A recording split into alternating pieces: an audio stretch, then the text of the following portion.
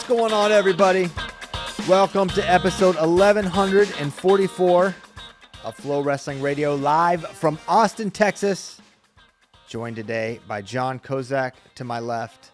To the left, Tyler Meisinger. He's here with his customary salute. And joining us from Omaha, Nebraska, our dear friend, J.D. Raider. J.D., what's going on, man? How are we doing? Hope everybody had a phenomenal 4th. We did. Well, it was actually kind of not really a very fun 4th rainy. of July. It was rainy, Yep. and obviously there's a lot of really tough times for people in Texas, so definitely our hearts go out to those affected by the insane flooding that's been going on around here. Up in Georgetown's kind of not far from us, but Kerrville is obviously the couple hours from us, but definitely a devastated area and horrible what's happened there. So definitely sending our thoughts, hearts, prayers out to them. But yeah, not a great 4th of July. Hope yours was better, JD, in Omaha, where I understand you got injured doing a dance move. See, I figured I saw a wound around your face, and I said, "Oh, JD, he scraps hard. He probably got into it with some of the Nebraska boys." You would think it is, and I kind of got a little bit of a black eye here on this too. This one's from wrestling, when I probably shouldn't have been. But this isn't mat burn, it's rug burn. Kozak, are you familiar with the dance move, the inchworm? Not the worm, the inchworm.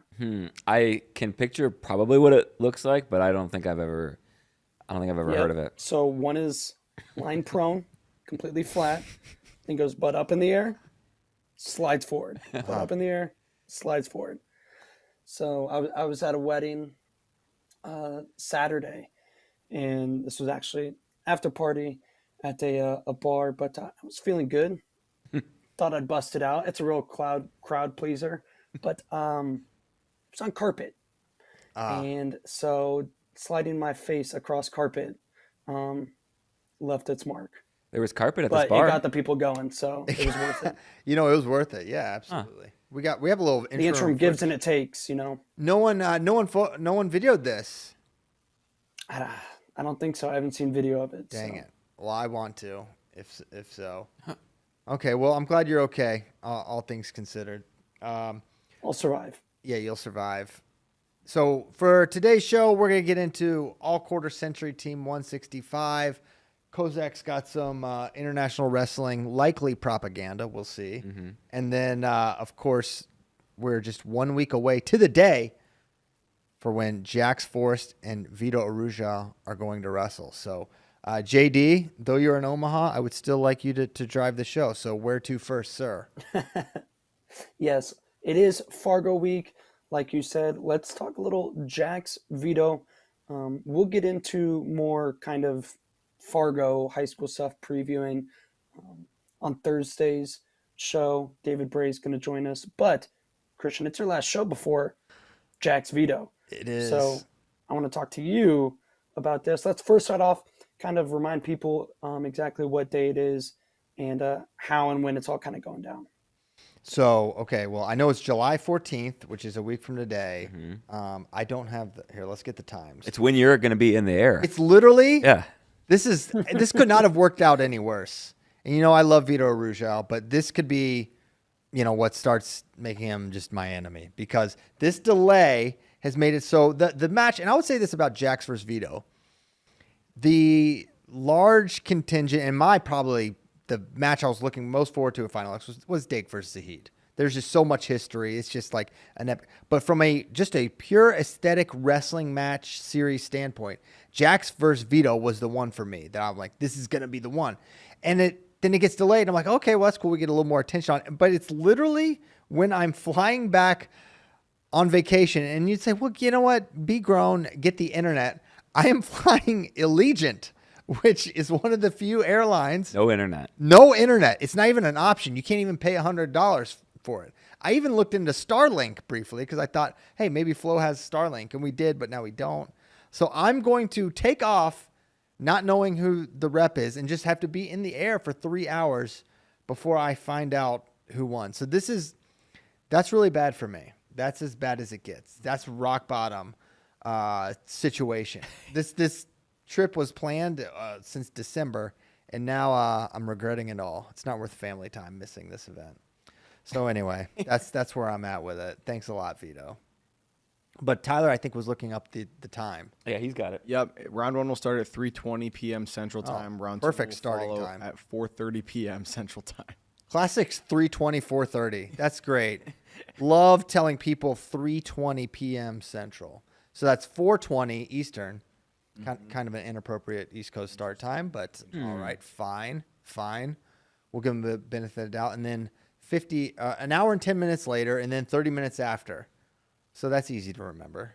So do we know how this is going to work out, like with Fargo? Did they just work things around where it's like, hey, there's going to be a break here, or are they just going to pause matches? Do we know that? Or? I don't know.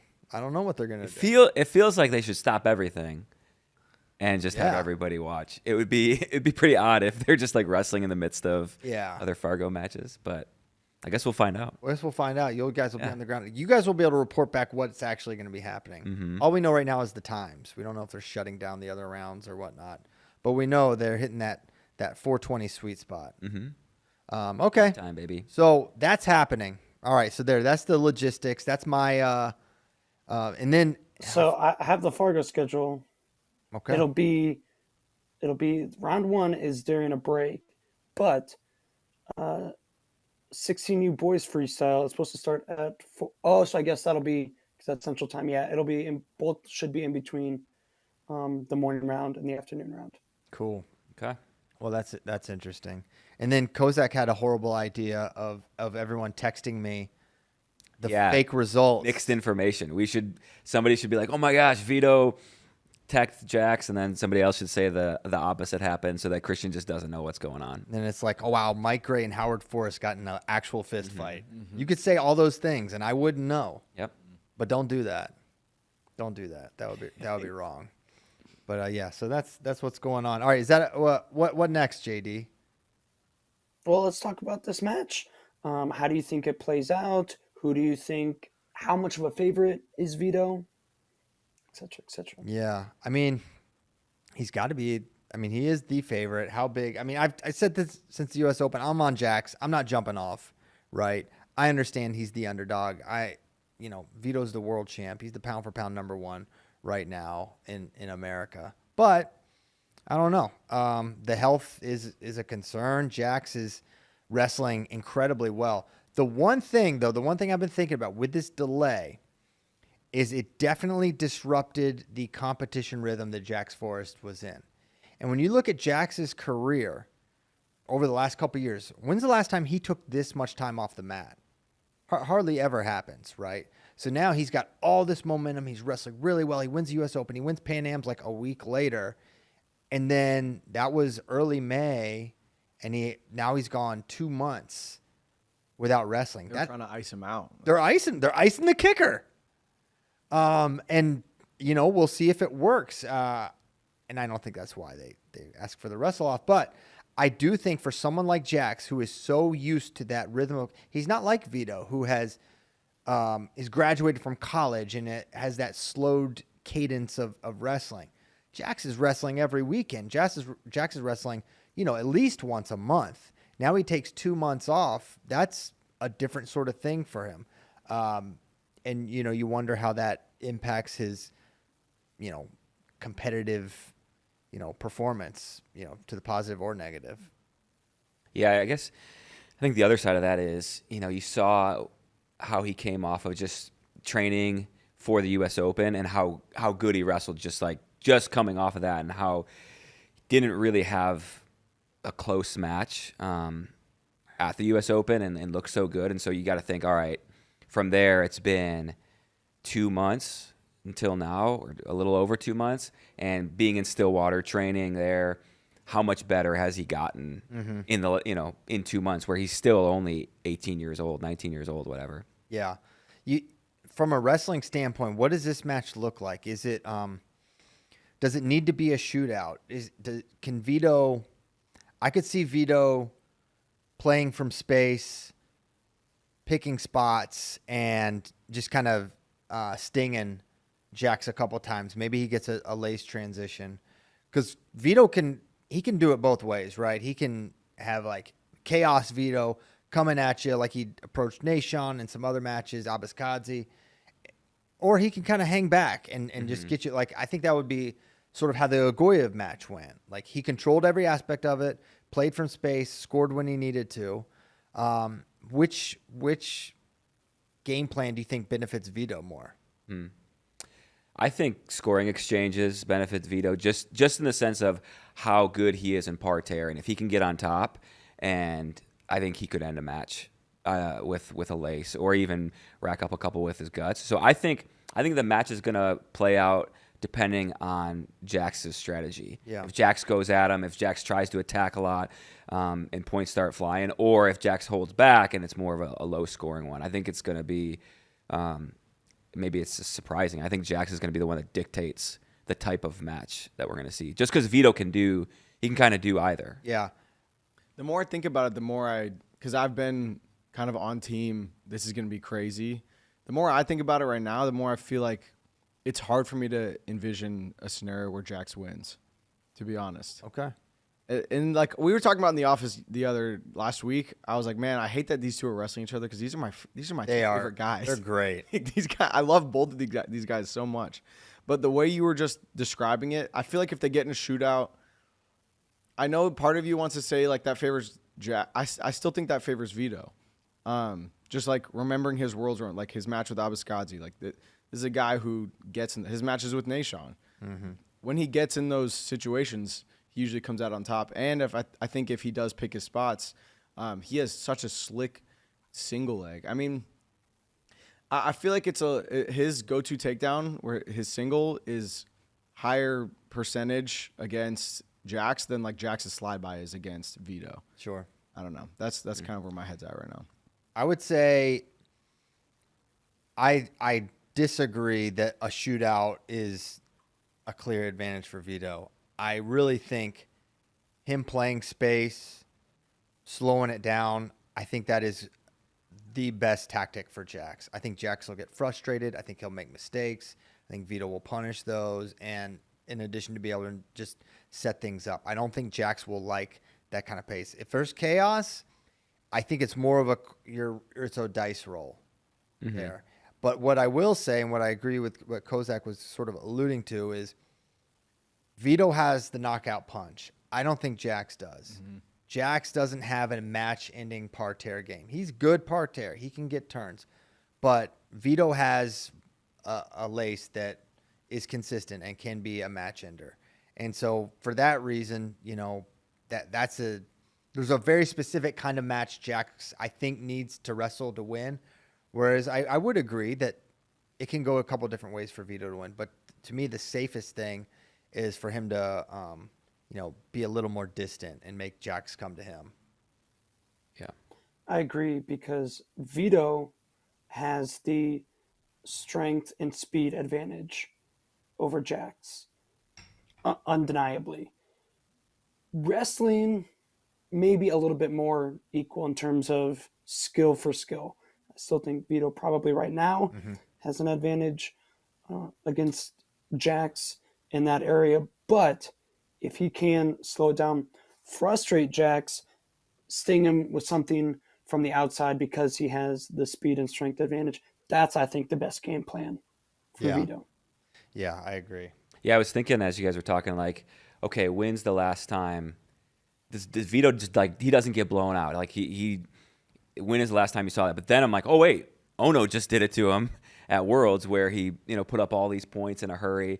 And I would say, like, one difference with Ono is just his, like, superior defense positioning, where that's a much different game than Jax plays. Like, a lot of times Jax will let you in on his legs. He likes to scramble through. But I did see some evolution from Jax at the U.S. Open, especially against, I think it was he against Divino, where he really had good head-hands defense. And that's where it does put that thing in your mind where how quickly is Jax evolving? What is he adding to his game? And that's kind of where we saw with PJ Duke, where it's like, well, he had such close matches with Melvin Miller. How is he going to beat Yanni? And then he does, because these kids, it's like they're not in their final form, and they're getting better the more they wrestle. And so it's like, man, what are we going to see from Jax? What's the next evolution in his game? And he's not at final form yet. No, for sure. What I would say about Ono is he is one of the few, if not the only guy in the world who can match Vito's strength and speed. Yeah. That's what people who wrestle Ono is like. They're like, I mean, I knew he was going to hit that single. There's just nothing you can do because he's so fast and so powerful that you can't stop it. And I don't think Jax has that level of athletic ability. No one does. Yeah, Yeah, Literally, exactly. nobody does. It does seem like Jax is getting like he's becoming more of a man, like where he's becoming more powerful. He's becoming a better athlete because he is still only 18. He's going to be 19 this year. So I think there is part of that where maybe we still think of him as this like 17-year-old kid sitting crisscross on the the center of the mat, and he is becoming a better athlete. Yeah. Now he's an 18-year-old kid sitting crisscross. Yeah, Exactly. Yeah. Exactly. What do you think about do you think all the kids at Fargo are gonna get behind Jax, cheer for him, get a good crowd out? I mean, That's interesting. you would think. Yeah. Probably. A high Vito's schooler? pretty popular too. Yeah, they're both so popular. I know. I don't know. That'll be. Maybe New York will ride for Vito, and then all the other kids will ride for Jax. I feel like that crowd is just gonna root for action. Honestly. More than anything. Yeah, high school kids at Fargo just want chaos. Yeah. So if stuff's happening, they're gonna be going crazy. Yeah. Well, I'm jealous. I feel like we're going to be disappointed just because I feel like everybody's going, this match is going to be so crazy. There's going to be 40 points on the board. And I do think there'll be points scored, but Oh wow. I don't think it's going to be. Dang. I know. But I think we're going to come away going, okay, that was almost a normal-esque match, right? Like,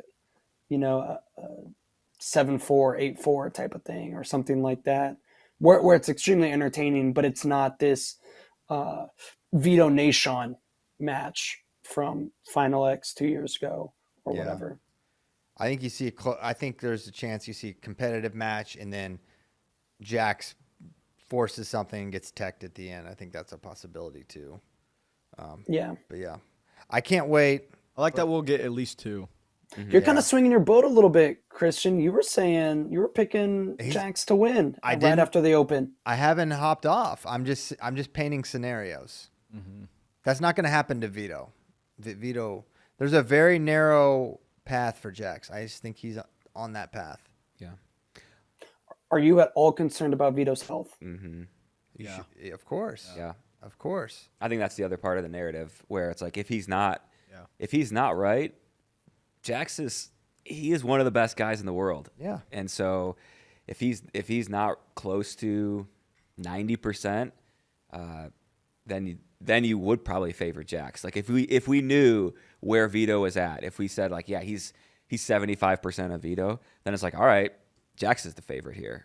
And Vito just has that sort of gut check ability where like, okay, it's winning time. I win now. Yeah. Okay, you got me a journeyman, Ryan. You got me at EIWAs. It's winning time. I'm taking you out. Taking out Dayton Fix. I'm making the team. All right, fine. I'll beat Marcus Blaze. I'll beat Agoyev. Oh, no, doesn't count. He's just kind of done that over the last couple of years, right? Yeah. And even with an injury. Now, is it a different injury? Is it, we don't know. We haven't seen him wrestle since the World Championships. Yeah. So there is an element of unknown. But we've seen in America, these guys, our best, can miss a lot of time and come back and win this series and then bring home a medal. I want to ask you guys another question. I asked you this on a previous show, but I don't remember what the general consensus was. I'm going to bring it up one more time. Okay. If Jax loses the series but takes one match from Vito, who is the number one pound-for-pound high school wrestler, PJ Duke or Jax Forrest? Oh, man. I feel like he needs the series win. I really do. Yeah, you're splitting hairs for sure. For sure. I think there's Yanni, a win over Yanni, a win over Vito. It's not that different. I know you can talk yourself in the world. He's a world champ, But he's also a reigning world medalist Yes. All true. at that weight. I just think you're factoring in everything, right? You're factoring in that he's a 4-time NCAA champion, that he's been on teams. He's been on the same amount of teams as Vito at this point with 2. It's a very comparable thing. So I think you need to beat him. I think he needs to beat him.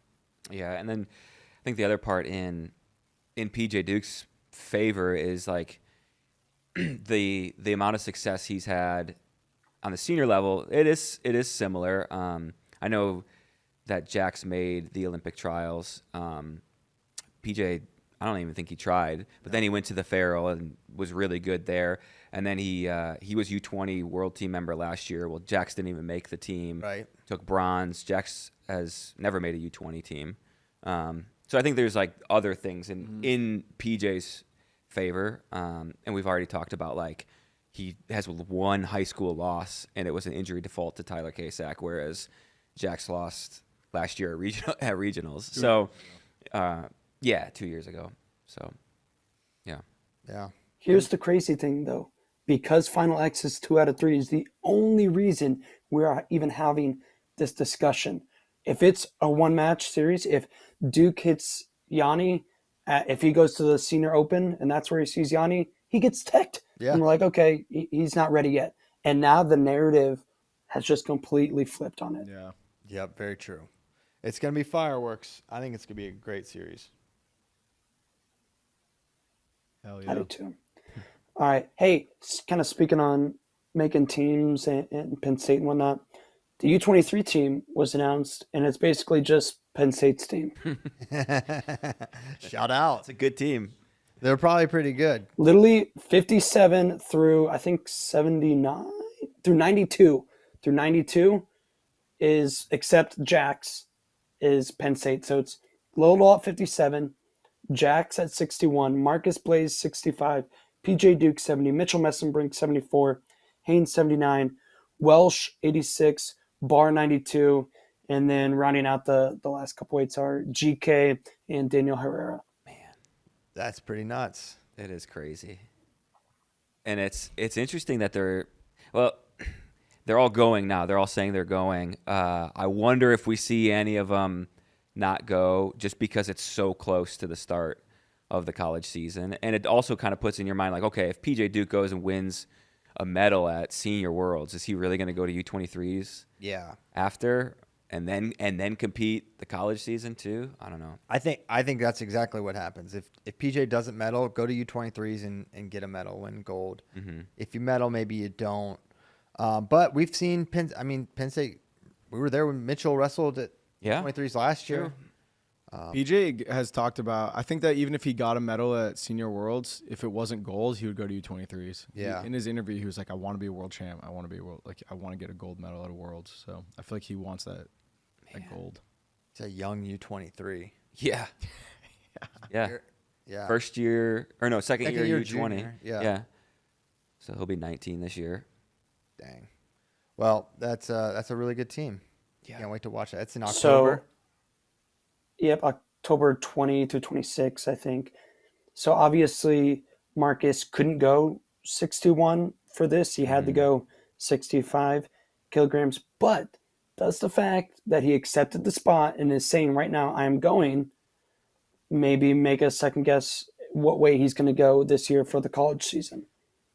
Honestly, kinda a little bit, but not enough to where I'm like, he's going 41. I think he's going 33.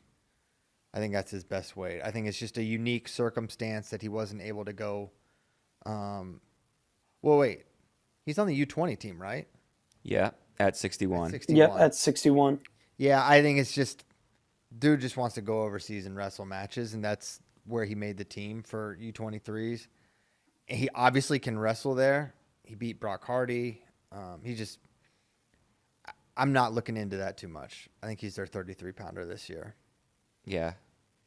Yeah, I mean, that's what he said in that interview with Zeb, that he was planning on going 33. But, I mean, you had an interview with Storaci where he said he was going 97, and then he goes 84. So, yeah, it makes me wonder. I think JD and I have both talked about this, whereas, like, is Penn State's team better with him at 41 than if he were at 133, because you have Braden Davis and Aaron Nagao, who are, you would imagine, more true 33-pounders. And then you look at Blaze, you think, man, he's probably a title threat whether he goes 33 or 41. I think his path to a title is a lot more clear at 33 than 41. Going through Jesse. Just because Jesse. And Brock's different in folk style. He's really good at freestyle, but it's a totally different kind of puzzle. He certainly could win that weight class. I'm not saying that, but I think Lucas Bird and Ryan Crookham and Drake, there's more elite guys at 33. 33 is a really tough weight, top to bottom. And, you know, maybe we see him get picked off by like a Shawver or something like that, you know. Maybe. I'm not predicting that. So there's more threats maybe at 33, but I think at the higher end, I think it's more manageable than Jesse Mendez, who just, he's so money. What is Blaze's best folk style wins? What are they? Because I think that's like the other part is Matt Ramos and Jax Forrest. That's right, Matt Ramos. Yeah, it's pretty good. Yeah, Jax is a pretty good one. He hit the circuit. I don't know if he ever hit any of these. Jax beat Luke Stanish the year Luke got to number 1 and placed. And that was the year that Marcus beat Jax. But remember, Marcus also lost to Braden Palmer in that tournament. He beat Jax Forrest. That was like 2 years. That was 2 years ago. Yeah. It's 2023. So I think Marcus has gotten better. Those are probably his best wins. Quick note, I just got a text. He also beat Luke Lillidahl. I just got a text from Howard Forrest. He said that the schedule has changed for Jax versus Vito Wrestle-Off. Okay. Showed me an email they got. They moved it back 30 minutes, so actually it's now at 3:50 p.m. Central. Wow. 5 p.m. Central. All right, so now everyone's 420 just opened up. Yes. This could work out good for That you. will be during. Oh, I might see one. Yeah, this could be great for you. I actually think my flight's at 2:50. Let me look. What if your flight gets delayed 30 minutes? I mean, you know what? Good things can happen. Yeah. Let me look. Y'all cover for me. No, we gotta. Cover me, Goose. We're All right. That will be keying on during- We're going to wait and find Okay. That will be during wrestling at Fargo. So I don't know if they're going to stop or That's what I think. somebody's just going to be right next to him. My flight takes off at 2:50 local time. That's good for you. That's good for me. So it's 2 hours before the match. And when do you land? 4:52. Okay. 2 hours before That's actually match? crazy. It literally says in the email that they sent to the Forest, it says CP is going to be flying, so we wanted to push this back 30 minutes. So. Dang it. So you'll miss the first one, but you should see the second one. I don't think so, sir. I land at 4:50 Austin time. It's going to be done. First by then. match is 3:50. Second match is 5 p.m. Second Austin. match is 5 p.m. 5 p.m. Central. Perfect. Just enough time to watch match 1 God, it's and so then good. roll right into match 2. Yeah. What if we land early? I could see it all. Uh-huh. I'm going to say, hey, get one of the fast planes, boys. Yeah. Let's really- Let's crank this Allegiant. Yeah. How fast can this thing go? Hey, don't run any AC if we can get another 20 miles per hour on this hog. It's worth it. Yeah. All right. Things are looking up, folks. Things are looking up. Sorry to interrupt. You guys are talking about. No, I think that was good. Thank you, Howard. Thanks, Howard. Yeah. He's texting you now because last time he texted me helpful information during the show and I didn't check my phone. So now Howard knows. Howard knows. Yeah. He's on top of it. Yeah. Hey, let's talk a little senior world championships. I think we might be able to strip me of the title of Comrade Raider, and it goes to Comrade Kozak. Oh, yeah. Yeah. This has been bubbling for Not a while. only does it sound better, but Kozak's the real propaganda It's true. spewer lately. That is true. Absolutely. Absolutely. I've been found out.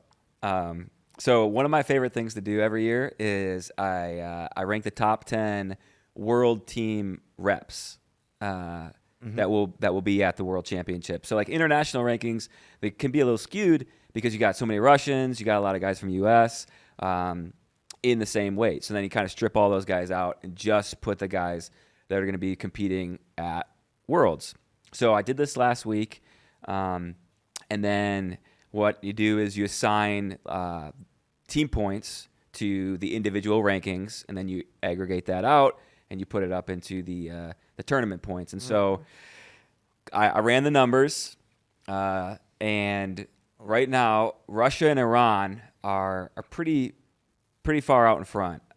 Russia 150, Iran 142, and then third place USA 102. So 48 points behind Russia, and then just 7 points behind that, Japan with 95. So my question here, I know Christian's been team USA is gonna, really take it to Japan this year.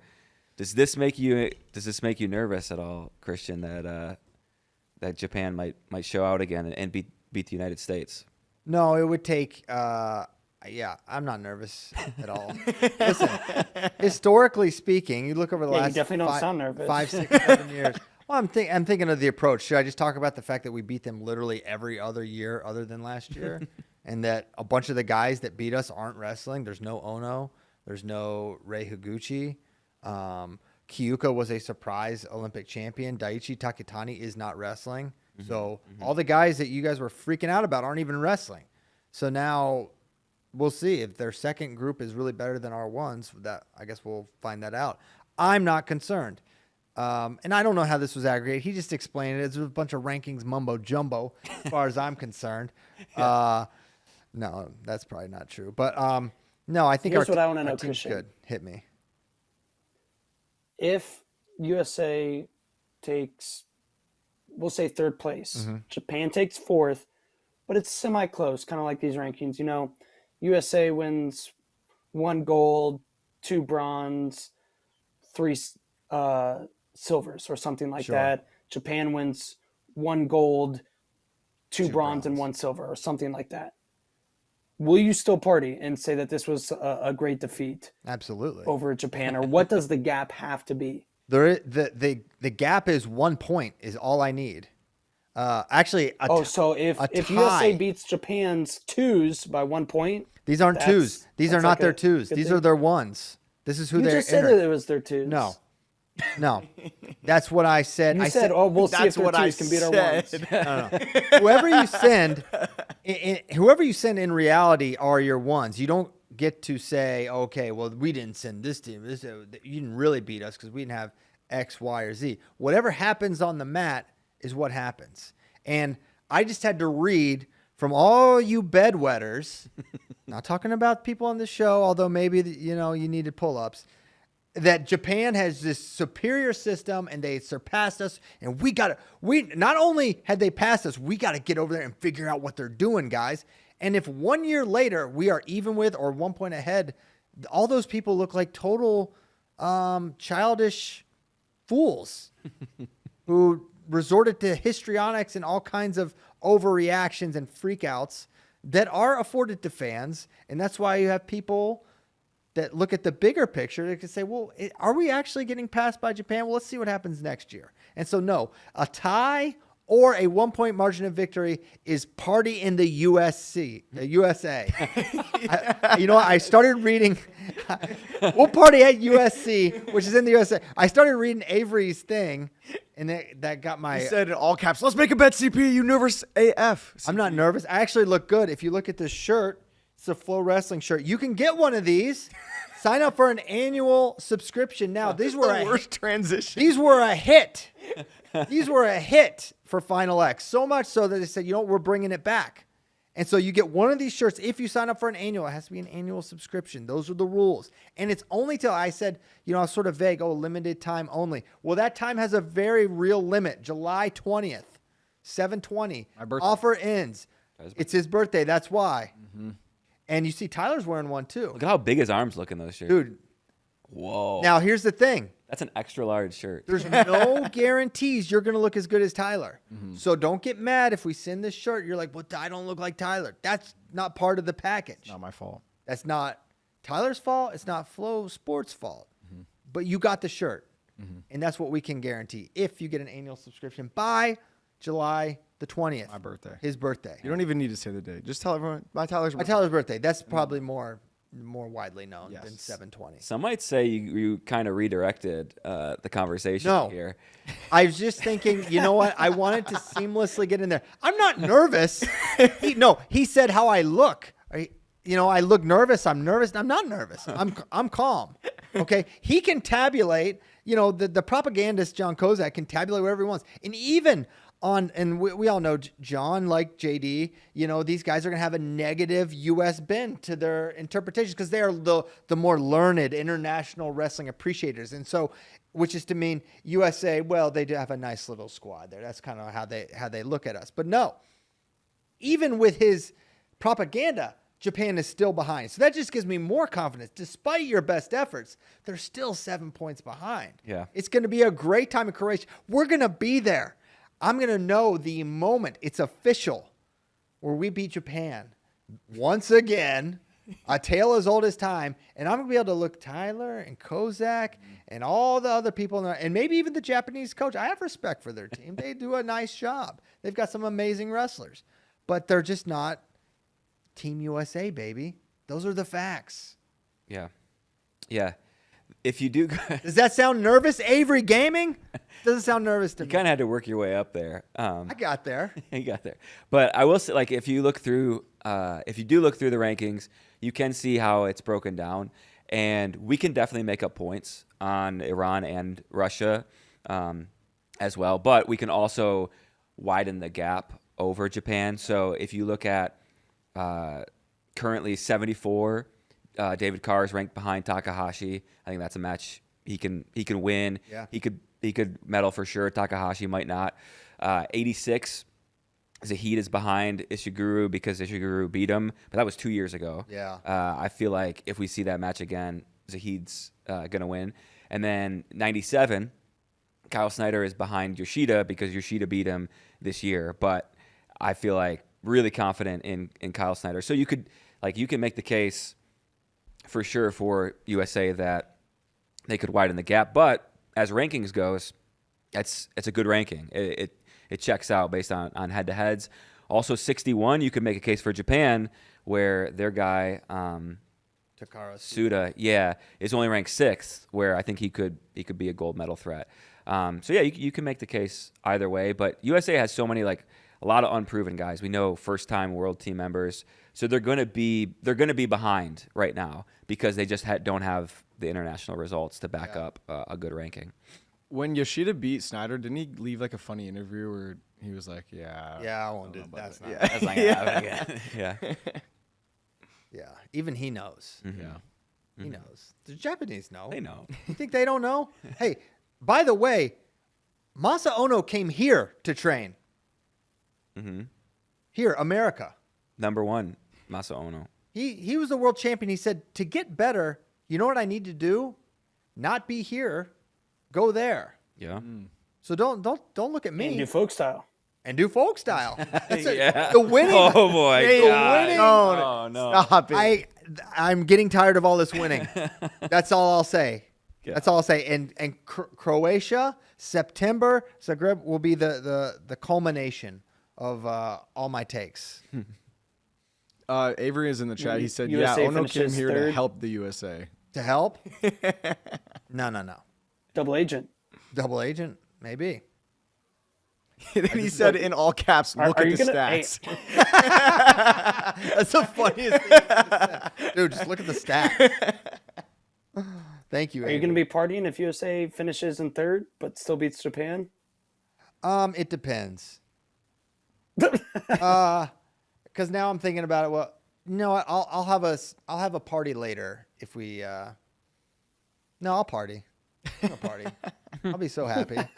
No party. I'll do the inchworm Oh. on the Croatian. go. Be on careful. the Croatian carpet.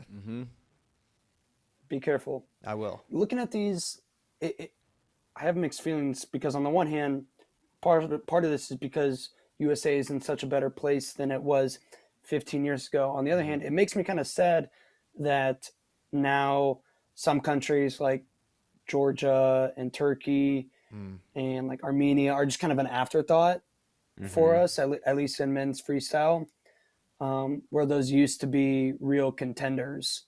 They'll be back. I think. Like I said, it's good because it means USA has become so much better than them. But on the other hand, it's dang, you want more players in the mix too.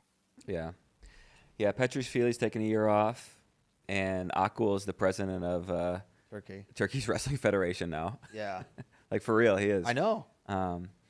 So yeah, it's kind of a changing the guard for a lot of countries. So Things go in cycles like that. I mean, Iran around 2017 or they were rock bottom. They were outside the top 10 at the World Championships, and you're like, I was literally. And it's not good to lose a power like that, but shoot, now we're looking up at them right now for the upcoming year. That's a real team. That's an actual threat. That's a team with a proven track record, even though their system is kind of insane. They're really good. Cool. All right. Let's get to the great 165-pound debate.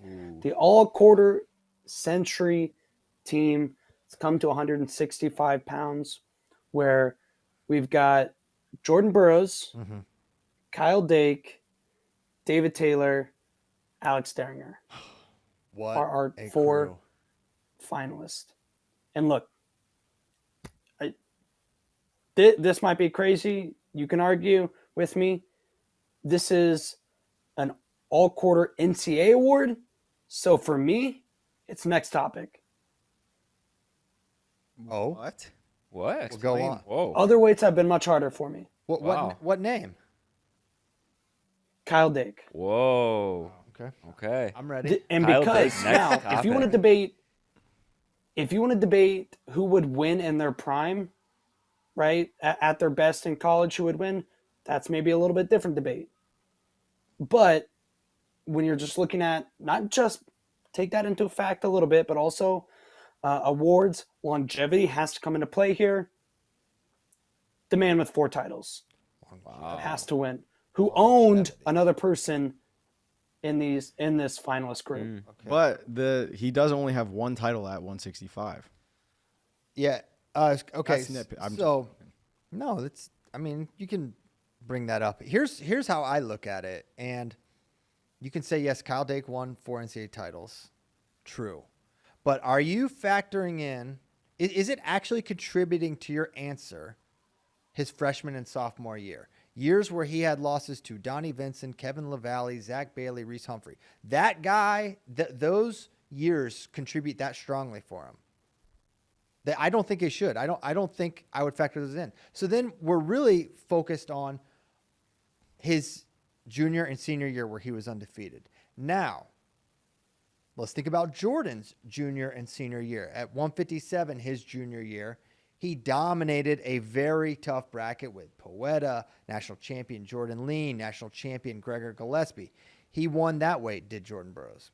And then at 165, he beat Tyler Caldwell. He's had that Hal was in the weight but didn't make it to Jordan.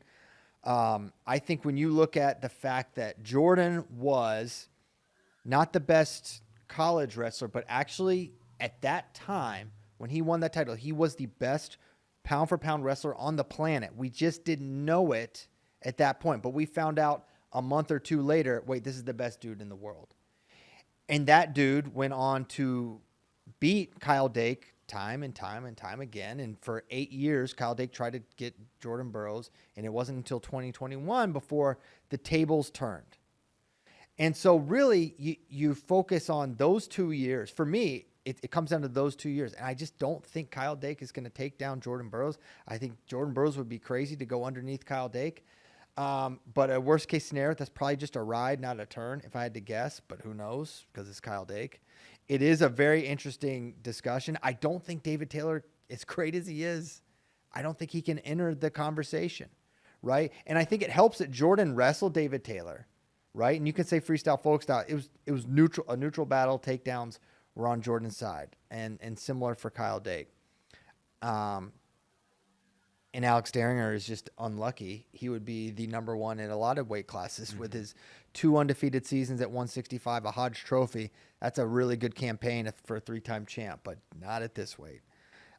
So for me, this is a funny conversation because this is what started the Burroughs Dake FRL debate that our friend Ben Askren got going on this show some years ago in 2020.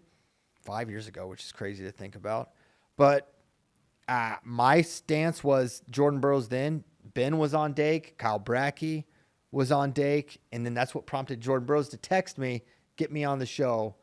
I want to talk to Ben, and then everything went crazy. But nothing's changed in my mind. 4 is more than 2. So if it's just that, if it's just a literal math problem, then what are we even voting about? Right? Why are we voting for any of these? It's not just a math problem. That's It's that what you said. you can go back and forth. And like you just said, Ben Askren, one of the smartest brains in wrestling of all time, said Kyle Dake would win if they wrestled in college. So then the math equation does come into play. I know that a lot. Listen, you are not wrong. You are not dumb. You do not know. It's not that you don't know wrestling. If you think Kyle Dake's going to win, we don't know. I'm just saying I can't arrive at the conclusion that in a match, Kyle Dake is going to take down Jordan Burroughs more times than he's going to take him down. At that point in time, I watched the Caldwell match. It's takedown, takedown, takedown. I know the hypothetical match joke with Dake is that he never wins them. He just won all the match. But Jordan actually did beat him. They actually did wrestle both height of their powers. And actually, so Kyle Dake won his 4th NCAA title. He beats David Taylor 3 times. Insane. He goes to the World Team trials, and in that first match, he got teched by Jordan. Now, you could say that was 2011 and that was 2013, and I'm talking about 2011. But the levels of Jordan from 11 to 13, not that different wrestling-wise. He was unbelievable. That's my opinion. That's just my read on it. So I don't think that much changed in how great Jordan was or how great Kyle Dake was in 2013, which is the heart of that's how I arrived at the conclusion. Not saying it's right, but Again, like I said, if you want to go who would win straight up head to head, that's a fun debate, spirited debate. But if it's just, all right, who's getting on the all-quarter century team? In my mind, that's when you have to take career into play. And it is partially a math equation as well. Who has the credentials? Who has the number of titles? Who has the best wins? And it's still a debate, but I think Kyle Dake's the winner there. all right, what's Kozak think? I think that it's fun that we didn't put a clear what do you call it, like criteria around it, because then it just creates this type of debate. I think it's also interesting, like we don't give David Taylor a chance here because he's lost he lost the Dake head to head. But then also, if you look at his stats, his bonus percentage, who's the only guy here who won 2 Hodge trophies? It's David Taylor, and so I think that's also interesting as well. So I love it. I love the debate. It's going to be fun to watch play out. I'm not going to say it. Wait, you're not going to say? No, I don't want to skew the voters. This is about integrity. Hold on. About trust. Skew the voters. First off, I don't know. this is the only There's show. no Russian involved. What? Yeah, you gonna vote for Sargouche? Yeah. I don't know. I haven't thought about it too deeply. Oh, you haven't thought about it? I don't know. These hypothetical things, like I don't really get too worked up about them because it's like, Me okay, either. it's fun. It's fun to listen to, but that's about where it goes for me. Oh, okay.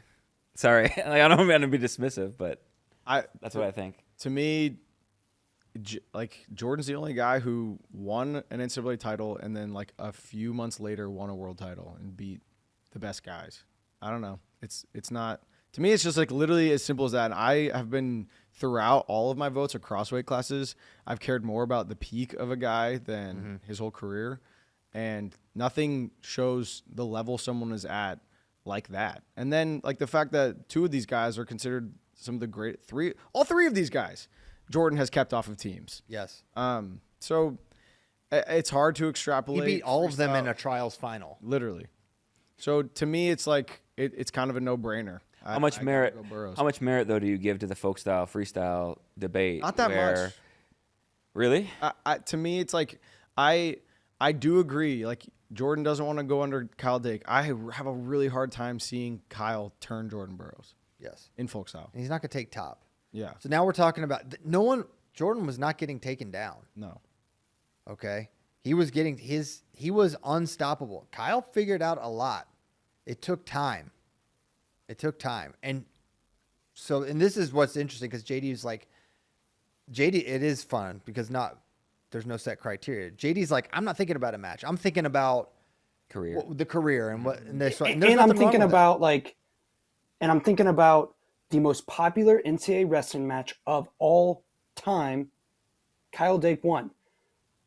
So to me, it's not just a math equation. It's not just who would win in their prime. It's that too, but it's also part of like popularity at that time and like how Kyle Dake won it at 4 different weights, which like shouldn't come into play in this, but because he did do it at 4 different weights, he is just more remembered than other 4-timers because he's the only person to ever do that. And I don't even think that means he's a better wrestler than other 4-timers, but just because he did it, he's more popular, which comes into play, kind of like Hall of Fame type stuff, right?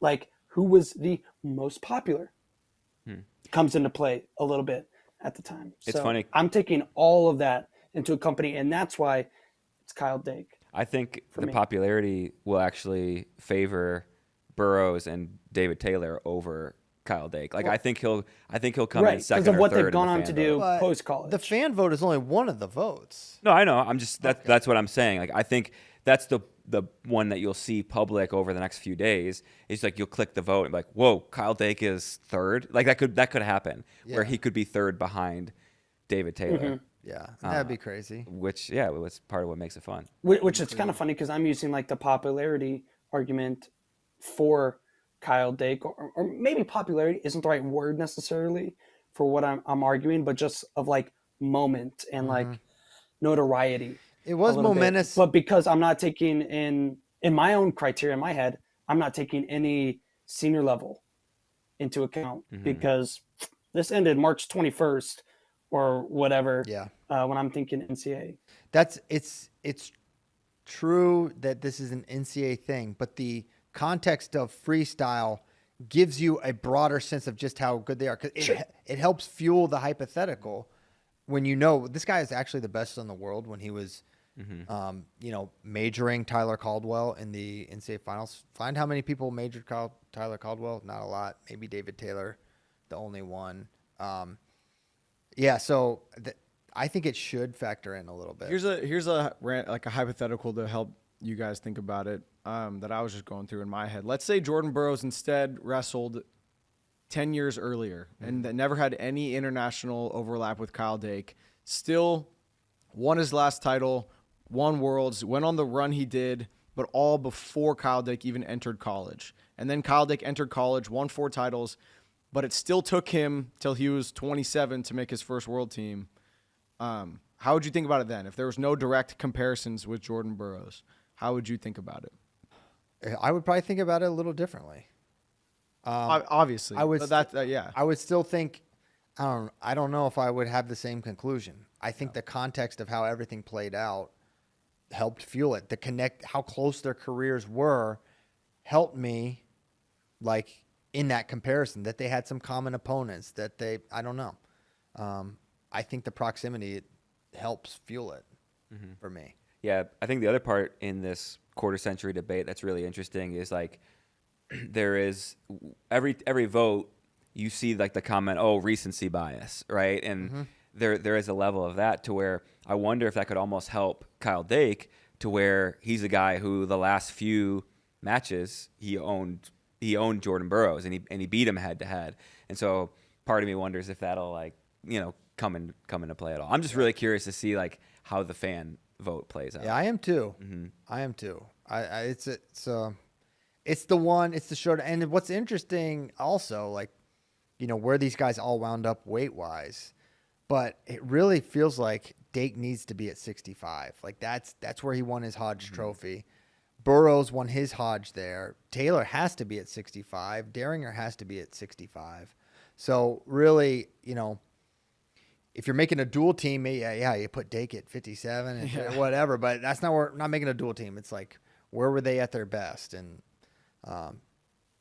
makes for a very fun 165 debate. That's for sure. Is the winner of this weight class the favorite for the all quarter century Hodge? What? Ooh. Like the best of. Kale's in this. Oh, that's true. Never mind. Sorry. I guess not. But what is also, and what JD is kind of speaking to, just the magnitude of what Kyle did. Remember, Kyle was the first 4-timer since Kale. A long period of time. Now we've had, since Kyle, you had Logan, you had Yanni, Carter, Brooks. It's been flirted with also. You know, Spencer flirted with it. We thought other wrestlers were going to get it. So it felt, after Kale, for that period of time went on, you're like, is anyone ever going to do it again? And then Kyle was the first one to actually do it. And he did it in the craziest way possible. Not just going 4 weights, but going up into David Taylor's weight. It's the craziest thing. And so that, you know, what made that fourth a lot more special in the wrestling fans' minds than these others. Fair or not, right or wrong. And I know it's that for me. It's special what he did. Lots of people in the chat are saying there's one guy getting snubbed here. Oh, yeah? Tyler Meisinger. That's a good point. Pull that in. Dang. Pull it in, Greg. Listen, you think Tyler needs to worry about going under Kyle Dake? No. Kyle, he doesn't have to go under if he's got 3 takedowns on you. If he hits his little He pose. doesn't have to go under if NCAA gets canceled. Yeah. Yeah. If you put Tyler in a bracket with these 4 guys and then NCAA gets I won't canceled, lose. you ain't beating them. That's the fact of the matter. I'm sorry, Kyle, Jordan, and Alex. You're great guys. But if you're in a bracket with Tyler Meisinger and NCAA gets canceled, You're not winning. you're not winning. Not winning. Sorry, guys. And that's just, I say that with all due respect. I think that's fair, but you don't want these problems. And that we'll just leave it at that. We'll leave it at that. Debate settled. Thank you, chat. So the chats, are they being nice to you now? Oh, chat's being nice. Not a bunch of nice guys. They just wanted to see the world burn a week ago. Now they're back nice. Well, that's great to hear. What else? Any other 165 tidbits? This is going to be fun. This is the showdown of showdowns. Man. No, it's next topic. It is not next topic. I'm gonna have Jordan come on and yell at you. Hey, he might be in Nebraska right now. Uh-oh. You know what? He's there often. I'll find It's out. just a short drive down the road. Yeah. Go to the Devaney Center and call him out. Actually, You can go go in. scuff up my other eye. Yeah. Yeah, it'll be a lot worse than the inchworm, I'll tell you that.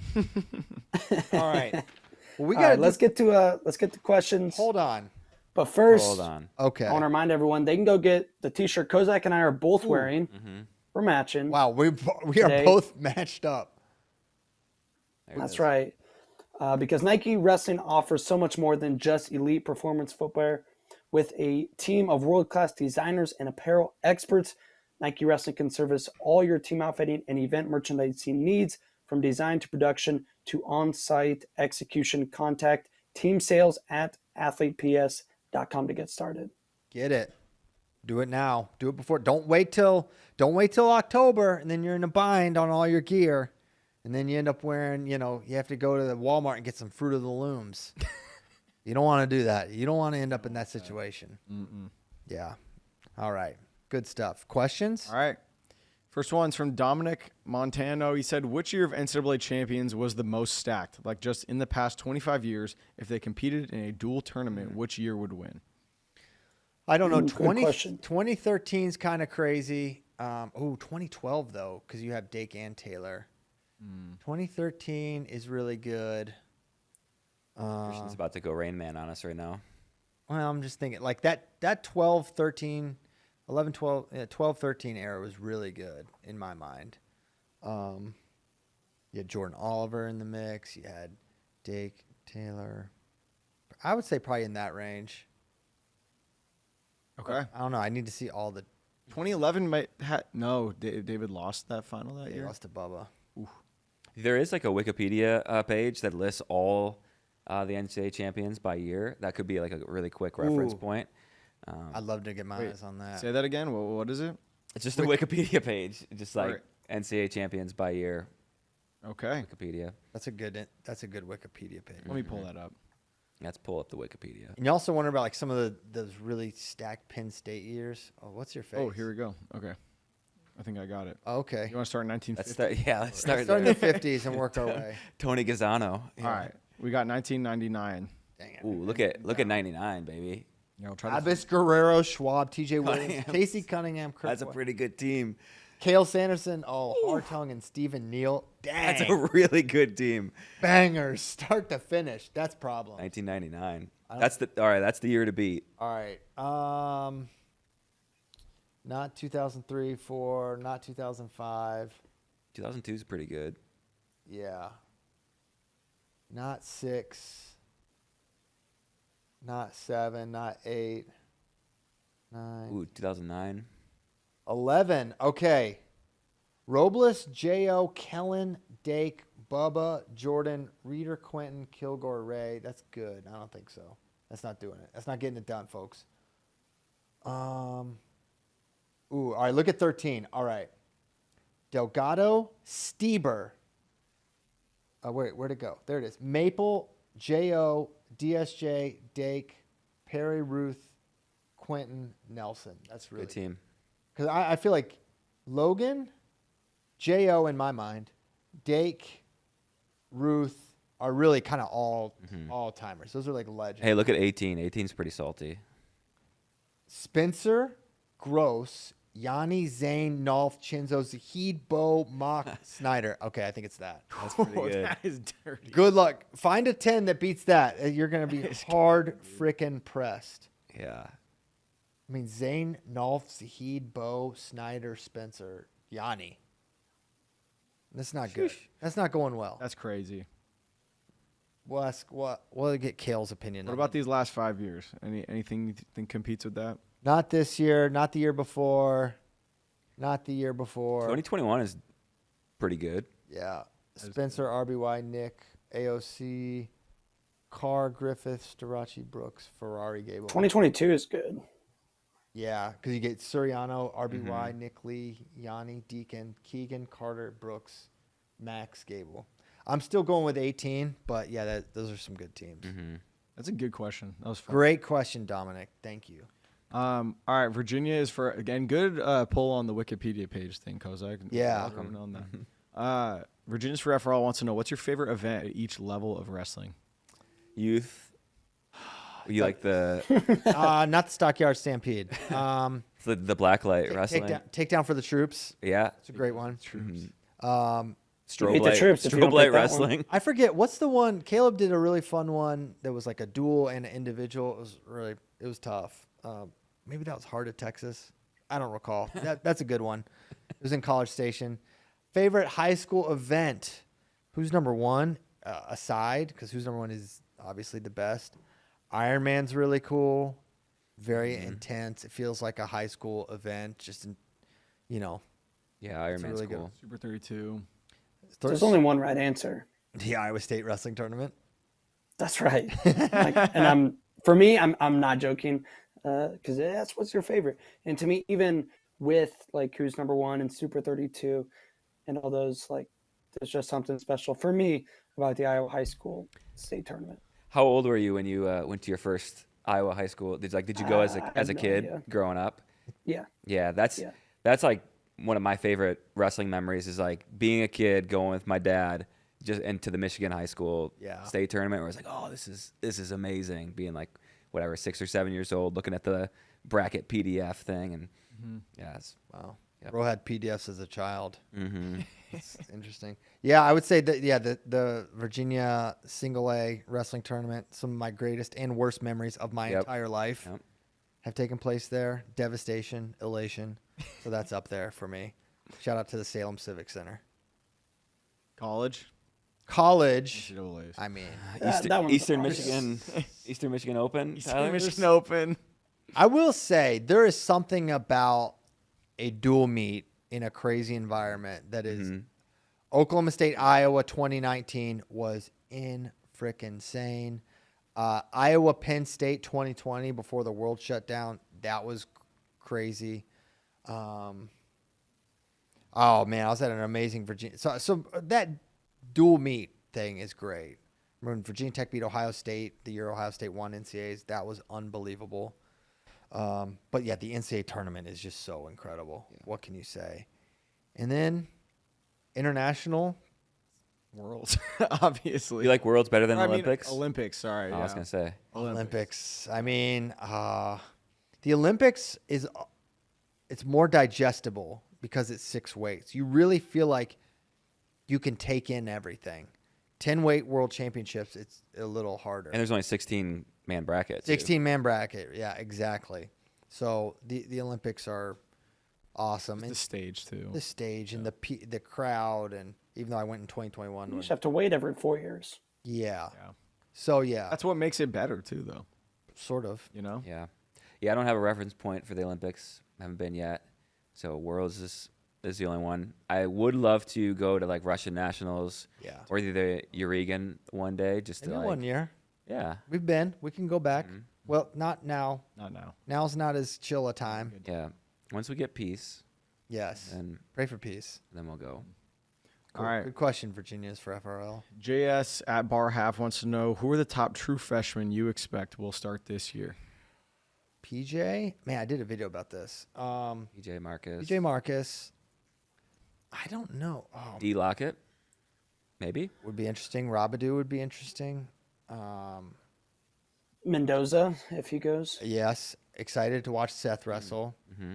I wish Knox was. He's not. Knox is going to do I think all Gray those shirt. Cornell recruits are going to do the gray shirt. Any heavyweights? I don't think so. So that's the crew. Those are the top. Mm-hmm. All right. The real Avery Lynch dropped another list on us. Oh, great. He said, my updated top 10 brothers. Number 1, John and Pat Smith. Number 2, Ed and Lou Bannock. Number 3, Mark and Dave Schultz. Number 4, Tom and Terry Brands. Number 5, Trent and Hayden Hidley. Number 6, Joe and Jeff Gibbons. Number 7, AJ Angelo Ferrari. Number 8, Joe and TJ Williams. Number 9, Zahid and Anthony Valencia. Number 10, Bo and Micah Jordan. And Rocky. And Rocky. Joe, okay. Good list, Cowboy. Okay. Well, I mean, he put the Ferraris in there, and Didn't Angelo say hasn't him. even started a season yet. Yeah. Mm-hmm. Tom and Terry, I think, would be higher up there. But yeah, the Bannocks, Schultz, they're really good too. Olympic champions. He And doesn't. I would He put doesn't the have. Sanderson brothers. No Steebers. Oh yeah. He doesn't have criteria either. So this is just his Yeah. brothers, his top brothers. Yeah. It's just brothers. Yeah. All right. Ethan Dent. It's a coincidence that they all wrestled. Yeah. There's a lot of brothers. Ethan Dendy wants to know what's the over-under of combined national titles between PJ Duke and Marcus Blaze at Penn State. What's a good over under? It's got to be high. It's got to be Because over you're gambling. 4. It feels like they're both going to win 2. Is 4 the My first thought was like 5.5. Oof. Because if they each got Yeah, I'd 3, say- if they each got 3, that's 6. I would put it even higher. Because remember, the hype right now is so high. Right. People are gonna be hammering Like, this that could over. definitely come down after they take even second their freshman year, which would not be, like, I think it's in bounds. You know, that's maybe what I would predict. You give me a But number. the hype right I'll now react to it. is so JD. crazy. Okay, so It's got to be 6.5 then. 5.5. Sheesh. I'll take the under. I think I would also take the under. It's just so many. So much could happen. I feel like it's very reasonable to think that both of these guys could win 2 national titles. Yeah. And one win 3. It's also very reasonable to think that they could both win 4. But, like, I'm just saying, yeah, man, so much stuff happens. Doing some research. That's proven hard to do. Yeah. I've been looking into it a little bit. Yeah? Really hard. You're fine. You're seeing the same thing I am. Same numbers. Dang. Look at the stats. Look at the stats. That was the funniest thing he could have said. All right, next question is from Mystic Matt. He said, thoughts on how Tazudinov looked in his first competition back from surgery. He wrestled the Roofer Invitational in Spain, but I mean, he's awesome. He's really good. He's, hitting bar halves like David Taylor. Thought that was interesting. Yeah, he looks fine. You need to see him against better competition. It's not like I had any concerns in how Tazudinov was going to look. It's not like he's had a long injury layoff as far as I'm concerned. It's a very normal cadence of competition, especially since he's not Russian anymore. He's Bahrainian, so he doesn't have to compete as much. But he's going to be really good.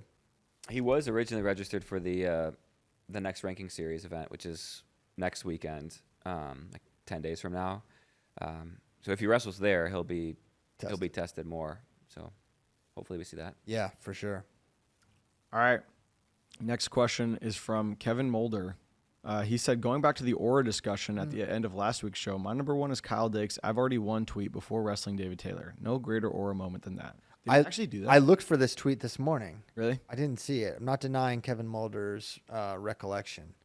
because as I read it, I'm like, I kind of remember this, but I couldn't find it.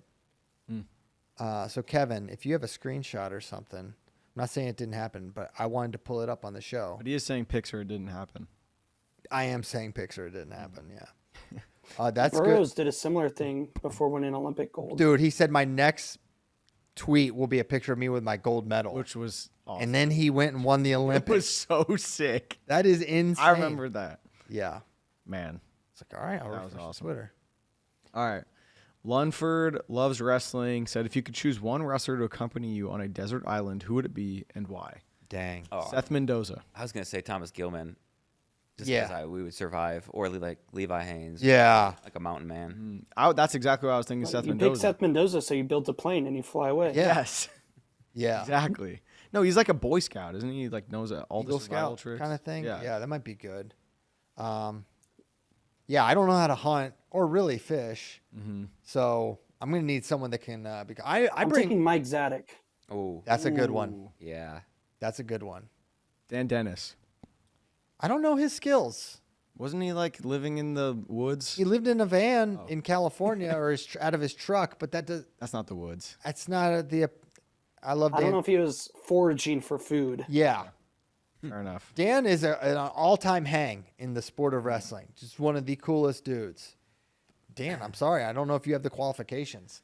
They do Compensate for my total lack of survival skills. some of the most important thing. One of the most important things for surviving along in like away from civilization is just not being depressed. Yes. Not like letting the sadness, Oh, okay. and stress consume you. So maybe you do just want a good hang. A good vibes guy. A good vibes guy. Yep. Okay. You can create the vibes. Yeah. I can get along, you know? We have a few people that want to know more. Like, do you think Gabe Arnold will land somewhere? Where do you think a good fit for him is? That we have don't like know. numerous questions about Gabe Arnold. I'm sure. I'm sure he's getting some interest. It's what's tricky for Gabe right now is he can't enter the transfer portal. He basically has to do the Stephen Buchanan, Ja'Cory Teamer, apply and roll up without talking to coaches. So it's a complicated. You can't enter the portal even if you're dismissed from the team. No. Okay. No, it's got to be like coaching change or graduation, or maybe there's another contingency, but getting dismissed is not a thing. As far as I've talked to other coaches, they said he can't go in the portal, and we Okay. can't talk to him. So Interesting. yeah, so that is a complicating thing. So now you got to kind of like play a game of telephone, probably like, hey, can you get word? Get word. I don't know how that works. I don't know if it's legal. I'm not saying that's happening. I'm just saying, you know, life finds a way, to quote Jeff Goldblum from Jurassic Park. Yeah. And these guys just ended up at a school. These things happen, right, without conversation. I think that was actually the case with like the Iowa guys. So, you know, Do you think he'll want to be at a Big Ten program, to be or at a bigger program, or do you think, or maybe what do you think is best for him? Do you think it's best for him to be at this a high profile program, or more of like what you might call like a smaller second tier level? I don't think the spotlight's been good to Gabe. Okay. I don't think being an Iowa wrestler was good for Gabe. Not that which what I mean by that is not that Iowa wasn't good for him, but there's a lot of attention for a big recruit at the University of Iowa. That comes with a price. Pressure. Some people that's a good reason to go to Iowa, but I think he felt like he needed to talk a certain. He had to have some bravado that really no one else from Iowa was calling out Karstarachi. That is not necessary. That is not helpful for Gabe. Gabe continually said things that didn't help him. And I've been consistent on that. And I'm rooting for Gabe to find a spot and do the right. So I don't think the spotlight is necessarily what he needs right now. Maybe at a time later. But I think it'd be great for him to go to a place, competitive program, not in the week in, week out rigors of a Big Ten schedule. You know, play the back, be more in the back seat, I think would be good for Gabe. Not front and center. Okay. That's all our questions for today. Cool. Well, we appreciate you guys for tuning in. Reminder, we just found out, thanks to Howard Forrest, the Fargo, Jax Forrest, Vito schedule has changed. It starts at 3:50 3:50 Central Time. Central. 4:50 Eastern. Oh, I don't think so. Yes. So it got moved up. Yeah, I moved 30 minutes forward. Oh, that's what you guys were trying to say. But I got really confused. Yeah. Listen, for the record, I've never claimed to be smart. Okay? I've been consistent on that. It's true. I'm not smart, so I didn't figure that out. All right, so it's 3:50 Central time. 4:50. It was originally 3:20. Yes. Okay. So now it's 3:50 and 5. Central. Okay. This is great for me. So 4:50 and 6 Eastern time. Yes. Okay. I'm pumped. All right. Pending another email From Howard Forrest. from Howard Forrest. Yes. Okay. So this is all up in the air until Howard confirms. Yes. But thank you guys so much. Thank you to our friends at Nike Wrestling. Go to athleteps.com. Get all their stuff. Remember, I told you about the shirt. That's limited time. You can get Athlete Performance Solution stuff for a long time. This shirt, July 20th. There's a shelf life there. That's 13 days. Get on it. Get on it now. Thank you to our producer, Greg. Thank you to Tyler, Kozak, and JD. I'll be gone for a week. You already know my freaking flight itinerary. So no show for me. I'll be posting content. I can't stay away from this stuff. But enjoy the show next Thursday and Monday. We'll be back Thursday. Have a great week. Stay safe. Goodbye.